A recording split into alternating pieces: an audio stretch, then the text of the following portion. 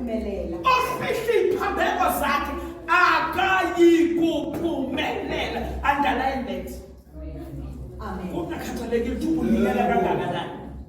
Kungakhathalekile ukuthi ukhula kangakanani. Kodwa mawuphilela isono lapho kuwe, you won't succeed. This was the name bathandekayo. Abanye abantu sikhuluma kahle. Sithuka abantu sibasheke bashiye bayeke isono. I-reason eyenza ukuthi Jesu asemhlabeni isono. That's the main reason. Why ngeke yenza uJesu ukuba isono sasikaphili kumuntu. Kodwa weza uzosihlukanisa umuntu nani nesono. Ngoba isono siqabanisa umuntu noNkulunkulu.